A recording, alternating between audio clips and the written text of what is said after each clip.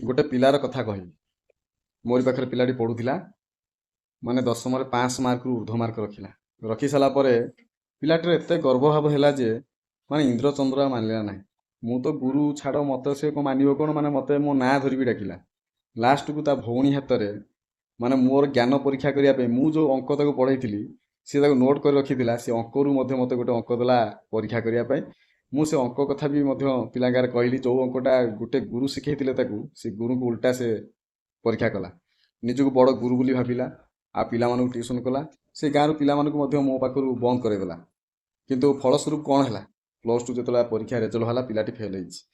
କୁହାଯାଇଛି ନା, ଯେତେ ବି ଜ୍ଞାନ ହଉ କେବେ ଗୁରୁ ନିନ୍ଦା କରିବ ନାହିଁ।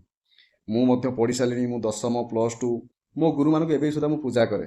ତାଙ୍କର ଧୂଳି ସହିତ ମୁଁ ସମାନ। କାହିଁକିନା ଗୁରୁ ହେଉଛନ୍ତି ସବୁବେଳ ପାଇଁ ବଡ଼। ଗୁରୁଙ୍କୁ କେବେ ହେଲେ ନିନ୍ଦା କରିବ ନାହିଁ। ଗର୍ବ, ଆତ୍ମଗର୍ବ ଏସବୁ ରଖିବ ନାହିଁ। ଯେଉଁ ପିଲାମାନେ ଭଲ ମାର୍କ ରଖିଛ ଦଶମରେ, ଗୋଟେ କଥା ମନେ ରଖିବ ପିଲାମାନେ, ଜୀବନରେ ଏଇ ମାର୍କ କେମିତି +2ରେ ରହିବ ତାକୁ ଚେଷ୍ଟା କରିବ। ଆଜି ମୁଁ 500, 570, 580 ମୁଁ ରଖିଛି, ସେଇଟା ବଡ଼ କଥା ନୁହେଁ। ସେତେବେଳେ ବଡ଼ କଥା ହେବ ଯେତେବେଳେ +2ରେ ସେଇ ମାର୍କ ରହିବ। ଯେତେବେଳେ ସେଇ ମାର୍କରୁ କମ୍ ରହିବ ନା, ଲୋକମାନେ ତୁମକୁ ମାନେ ଖେସା କରିବା ଆରମ୍ଭ କରିଦେବେ। ସେତେବେଳେ ଜୀବନକୁ ବହୁତ ବାଧିବ। ଗୁରୁ ନିନ୍ଦା କେବେ ବି କରିବେନି, ସେଇଟା ହେଲା ବହୁତ ବଡ଼ ଭୁଲ। ଯେତେ ବି ମାର୍କ ରଖ, ସଦାସର୍ବଦା ତୁମର ମୁଣ୍ଡ ମସ୍ତକ ଗୁରୁଙ୍କ ଚରଣରେ ରହିବ।